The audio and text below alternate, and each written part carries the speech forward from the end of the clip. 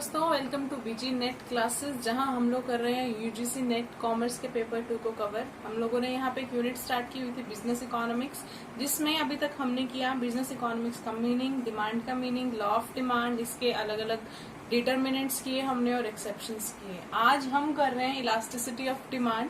Law of demand में हमने देखा कि किसी भी चीज की प्राइस में और उसकी क्वांटिटी डिमांडेड के बीच में नेगेटिव रिलेशन होता है, यानी अगर प्राइस इंक्रीज हो रहा है तो उसकी जो क्वांटिटी डिमांडेड है वो डिक्रीज होगी, और अगर प्राइस डिक्रीज हो रहा है तो उसकी क्वांटिटी डिमांडेड इंक्रीज होगी। दोनों बिल्कुल अपोजिट डायरेक्शंस में चलते हैं।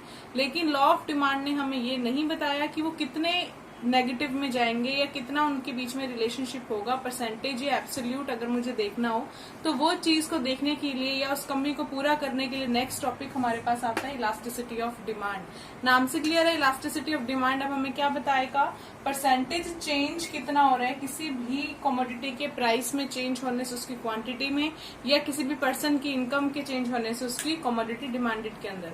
तो दोनों चीजें या परसेंटेज चेंज मुझे देखना हो तो मैं किसकी स्टडी करूंगी, इलास्टिसिटी ऑफ डिमांड की। इलास्टिसिटी ऑफ डिमांड की स्टडी करने के लिए मेजर मेरे पास 3 टाइप्स हैं, प्राइस इलास्टिसिटी, इनकम इलास्टिसिटी और क्रॉस इलास्टिसिटी। देखो, प्राइस इलास्टिसिटी, इनकम इलास्टिसिटी और थर्ड है क्रॉस इलास्टिसिटी। मेजर पार्ट्स ये 3 ही हैं, लेकिन अभी कई बुक्स के अंदर एक चौथा पार्ट एक और दिया जा रहा है, वो है एडवर्टाइजमेंट इलास्टिसिटी। अगर आपसे एग्जाम में पूछा जाए कि इलास्टिसिटी ऑफ डिमांड के टाइप्स कितने होते हैं, तब ऑप्शंस देख लेना। अगर ऑप्शन में 4 गिवन हो तो होगा 4, नहीं तो उसका आंसर होगा 3। अब कई बार प्राइस, जिन्होंने पहले पढ़ा हुआ है उन्होंने ये पढ़ा होगा कि प्राइस इलास्टिसिटी है वो 5 तरीके की होती है। तो अगर एग्जाम में क्वेश्चन आता है कि प्राइस इलास्टिसिटी के टाइप्स क्या हैं या इलास्टिसिटी ऑफ डिमांड्स के टाइप क्या हैं, दोनों के अंदर जो क्वेश्चन माना जाता है कि दोनों का आंसर होगा 5, लेकिन ऐसा नहीं है। अगर पूछा जाए इलास्टिसिटी ऑफ डिमांड कितनी है तो आंसर कितना जाएगा, 3 या फिर 4। लेकिन अगर आपसे पूछा जाए प्राइस इलास्टिसिटी कितनी है तो वो होगी 5। दोनों के बीच में डिफरेंस देख लेना कि अगर इलास्टिसिटी पूछी जाए तो वो होगी 3 या फिर 4, और डिपेंड होगा आपके ऑप्शंस पे। और अगर आपसे प्राइस इलास्टिसिटी पूछी जाए तो ये होगी 5। अब चलते हैं सबसे पहले हम लोग प्राइस इलास्टिसिटी पे कि प्राइस इलास्टिसिटी होती क्या है। देखो, प्राइस इलास्टिसिटी के अंदर सबसे पहला वर्ड क्या आ रहा है, प्राइस, यानी किसी भी कमोडिटी के क्वांटिटी डिमांडेड का मैं रिलेशन किससे देख रही हूँ, प्राइस से देख रही हूँ। यानी प्राइस में चेंज होने से उसकी क्वांटिटी में कितना चेंज आ रहा है ये चीज मैं देख रही हूँ, तो वो मैं किसमें देखूंगी, प्राइस इलास्टिसिटी के अंदर। प्राइस है, इलास्टिसिटी है, इसीलिए इसको रिप्रेजेंट किया गया है ई से। ई के पैर में हम लिखते हैं पी, यानी E P, elasticity of price. अब प्राइस इलास्टिसिटी कैलकुलेट करने का एक सीधा सा फॉर्मूला है। अगर मैं इलास्टिसिटी कोई भी कैलकुलेट करना चाहूँ तो सब इसका जो फॉर्मूला होता है वो होता है change in quantity demanded by change in price. ऊपर हमेशा हम क्या लेते हैं, क्वांटिटी लेते हैं। तो अब यहाँ देखो, प्राइस इलास्टिसिटी के अंदर चेंज इन क्वांटिटी निकालने के लिए मेरे पास सीधा फॉर्मूला क्या है, Q2 यानी कि जो नई क्वांटिटी मुझे दे रखी है, माइनस Q1 जो पुरानी क्वांटिटी थी, डिवाइडेड बाय Q1 यानी कि जो ओल्ड क्वांटिटी थी, मैंने उसको डिवाइड कर दिया। और इसके डिवाइड में ये इसके अपॉन में मुझे क्या रखना है, चेंज इन प्राइस। तो चेंज इन प्राइस निकालने का क्या मतलब हुआ, P2 यानी कि न्यू प्राइस माइनस P1 यानी old price divided by P1 यानी ओल्ड प्राइस। अब इसको अगर मैं सॉल्व करूं तो मेरे पास ये क्या रिलेशन निकलेगा, देखो Q2 माइनस Q1 अपॉन में Q1 तो रहेगा। इसके बाद जब ये चीज मैं ऊपर लेके जाऊंगी तो ये हो जाएगी ऑपोजिट।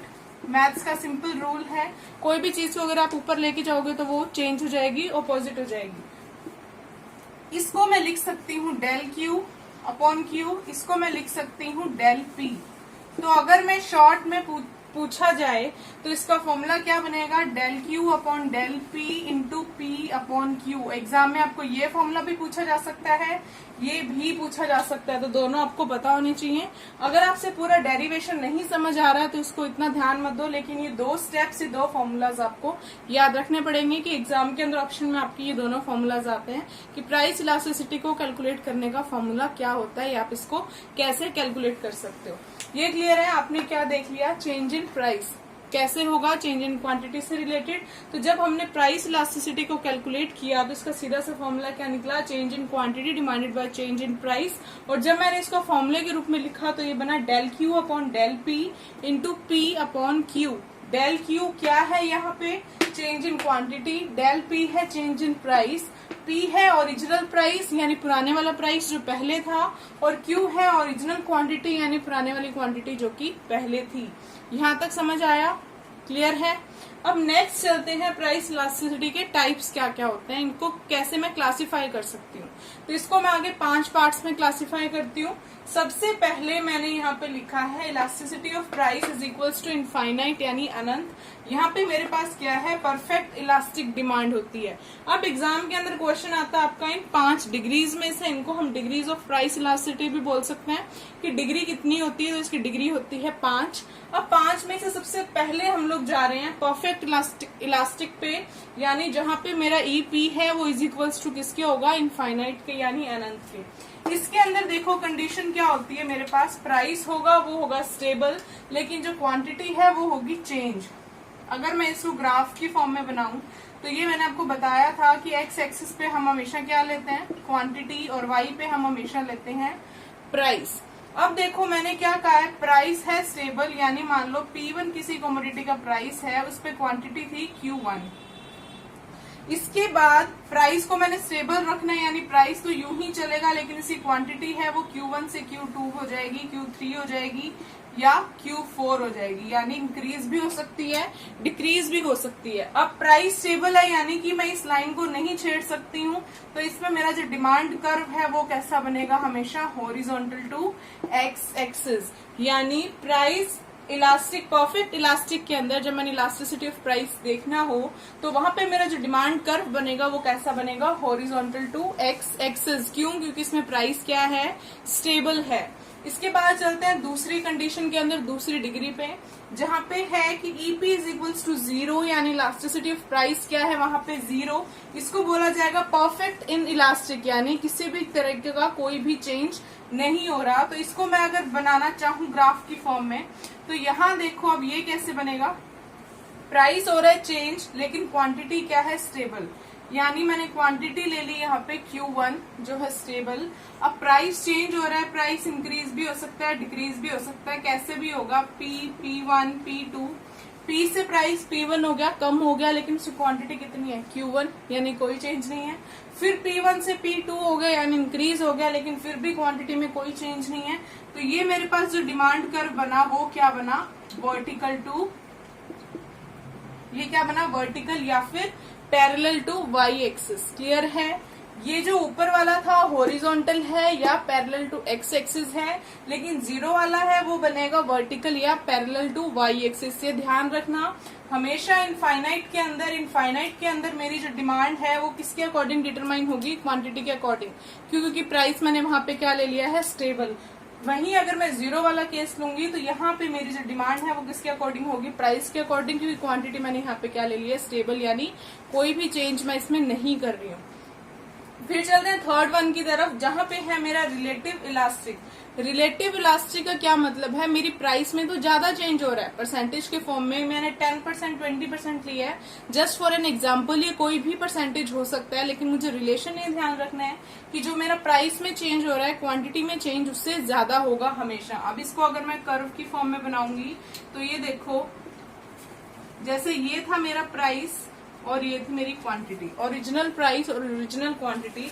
मैंने क्या किया कि मेरा जो प्राइस है वो कर दिया डिक्रीज, प्राइस को डिक्रीज करने से जो मेरी क्वांटिटी है वो क्या होगी, इंक्रीज होगी। क्यों, क्योंकि दोनों के बीच में नेगेटिव रिलेशन है, लेकिन कितनी होगी, ये देखो, ये जो डिफरेंस है ये मैंने मान लिया 10% का है, तो ये आपको ज्यादा दिख रहा है, Q से Q1 के बीच का डिफरेंस कितना है, 10 से ज्यादा है, तो मैंने इसको क्या मान लिया, 20%। तो ये जो डिमांड कर्व बनेगा ये आपका बनेगा थोड़ा सा चपटा या फ्लैटर।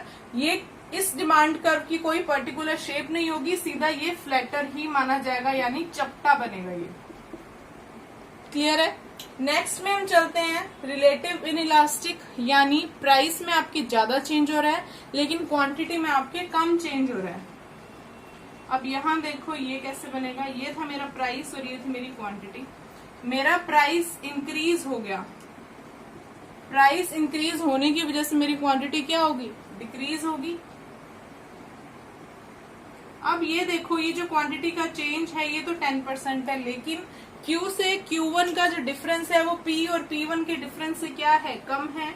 P1 का डिफरेंस ज्यादा है, तो ये मेरे पास क्या हो जाएगा, रिलेटिव इन इलास्टिक, यानी प्राइस में ज्यादा चेंज हो रहा है, क्वांटिटी में कम चेंज हो रहा है। मैं फिर से कह रही हूँ 10% 20% हमने सिर्फ एग्जाम्पल लिया है ताकि हमें समझ आ सके, कोई फिक्स डेटा नहीं है, परसेंटेज कोई भी हो सकता है। अब जो इसका जो डिमांड कर्व बनेगा, ये देखो, ये बनेगा इस तरीके की शेप का, यानी थोड़ा सा तेज ढाल वाला, या इसकी जो स्लोप है वो शार्प स्लोप होगी। इसके बाद लास्ट हम करते हैं यूनिटरी इलास्टिक। जितना प्राइस में चेंज हो रहा है उतना ही क्वांटिटी में भी चेंज होगा, यानी दोनों में जो चेंज है वो सेम है, इक्वल है। तो वो क्या होगा, यूनिटरी इलास्टिक। अभी देखो प्राइस इंक्रीज हो गया, यहाँ पे P1 और यहाँ पे Q1, तो दोनों का जो डिफरेंस है, ये डिफरेंस है, मैंने ले लिया 10% दोनों का सेम है। तो यहाँ जो डिमांड कर्व बनेगा ये बनेगा रेक्टेंगुलर हाइपरबोला शेप का, रेक्टेंगुलर हाइपरबोला। अब ये शेप आपको याद रखनी है कि डिमांड कर्व जो रेक्टेंगुलर हाइपरबोला बनता है वो किस कंडीशन में बनता है, तो वो बनेगा जब हमारी जो डिमांड है वो होगी यूनिटरी इलास्टिक, यानी जो इलास्टिसिटी ऑफ प्राइस है वो होगी इक्वल्स टू 1।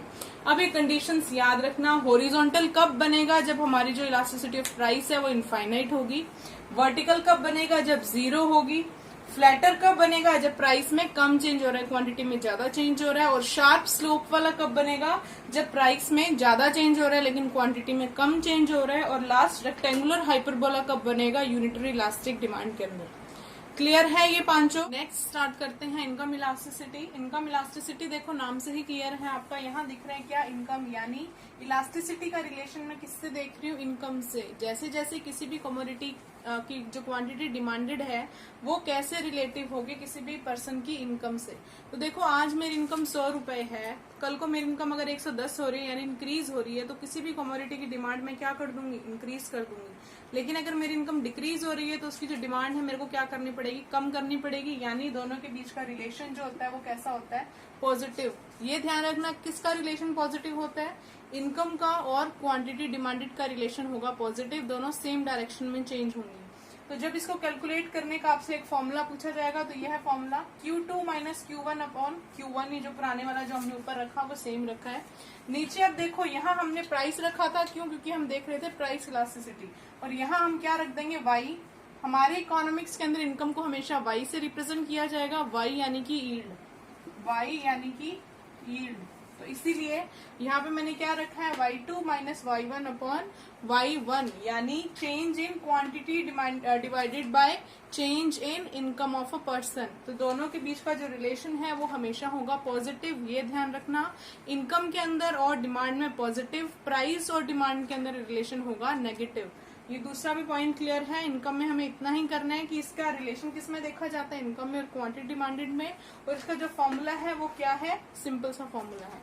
नेक्स्ट थर्ड हम चलते हैं क्रॉस इलास्टिसिटी। क्रॉस को हिंदी में बोला जाता है तिरछी यानी आड़ी। इसका क्या मतलब होगा, देखो क्रॉस के अंदर मैं दो तरीके के प्रोडक्ट्स लेती हूँ, सब्स्टिट्यूट गुड्स और कॉम्प्लीमेंट्री गुड्स। इन दोनों का मीनिंग हम लोग पहले कर चुके हैं। सब्स्टिट्यूट वो जो एक दूसरे के साथ जो एक दूसरे को रिप्लेस करती हैं, और कॉम्प्लीमेंट्री वो जो एक दूसरे के साथ यूज होती हैं। अब यहाँ देखो, अगर मैं सब्स्टिट्यूट गुड्स का केस पढ़ रही हूँ, जैसे मान लो मैं टी और कॉफी के एग्जांपल हमने लिया था पहले भी, कि अगर मान लो चाय का प्राइस इंक्रीज होता है तो कॉफी की डिमांड क्या हो जाएगी, ऑब्वियस है। अगर चाय महंगी हो रही है तो कॉफी क्या है, सस्ती, तो ज्यादातर लोग किसको प्रेफर करेंगे, कॉफी को। यानी चाय का प्राइस बढ़ने से कॉफी की डिमांड पे क्या असर पड़ेगा, बढ़ जाएगी। यानी किसी भी एक प्रोडक्ट का अगर आप प्राइस इंक्रीज करते हो तो दूसरे प्रोडक्ट की जो क्वांटिटी है वो अपने आप इंक्रीज हो जाएगी। तो दोनों के बीच में कैसा रिलेशन होगा, पॉजिटिव रिलेशन होगा। ये ध्यान रखना। सब्स्टिट्यूट गुड्स के केस में जो हमारी इलास्टिसिटी है, जो इनकी लॉ ऑफ डिमांड का जो रिलेशनशिप है वो कैसा होगा, पॉजिटिव रिलेशन होगा। क्यों, क्योंकि हम एक कमोडिटी का प्राइस ले रहे हैं और दूसरी कमोडिटी की क्वांटिटी ले रहे हैं। लेकिन वहीं अगर मैं कॉम्प्लीमेंट्री गुड्स की साइड जाऊंगी तो कॉम्प्लीमेंट्री गुड्स के अंदर वो गुड्स होती हैं जो एक दूसरे के साथ यूज होती हैं, यानी एक दूसरे को कॉम्प्लीमेंट करती हैं। फॉर एग्जाम्पल मैंने ये मार्कर लिया था पहले भी, अगर इस मार्कर का जो मैं प्राइस है वो इंक्रीज कर देती हूँ, अगर मान लो मैंने मार्कर का प्राइस इंक्रीज कर दिया तो इसके अंदर जो इंक यूज हो रही है उसका क्या होगा, उसकी क्वांटिटी पे क्या इफेक्ट पड़ेगा। ऑब्वियस है मार्कर महंगा हो रहा है तो इसकी जो डिमांड है वो डाउन चली जाएगी, और जब मार्कर की ही डिमांड डाउन जा रही है तो फिर इनकी डिमांड हाई कैसे जा सकती है। तो दोनों के बीच का कैसा रिलेशन होगा, नेगेटिव रिलेशन होगा, यानी प्राइस अगर एक का इंक्रीज हो रहा है तो दूसरे की क्वांटिटी जो है वो डिक्रीज हो जाएगी। कॉम्प्लीमेंट्री गुड्स के केस में जो इनका रिलेशनशिप है वो कैसा होगा, हमेशा नेगेटिव होगा। सब्स्टिट्यूट के अंदर पॉजिटिव और कॉम्प्लीमेंट्री के अंदर नेगेटिव। अब आगे आते हैं हम इसका फॉर्मूला, यानी इसको कैलकुलेट कैसे किया जा सकता है। तो इसका सीधा सा फॉर्मूला है percentage change in quantity Y. एक कमोडिटी की मैंने ली है क्वांटिटी, वाई यहाँ पे मेरे को रिप्रेजेंट कर रहा है क्वांटिटी वाई, और एक्स दोनों कमोडिटी को रिप्रेजेंट कर रहे हैं।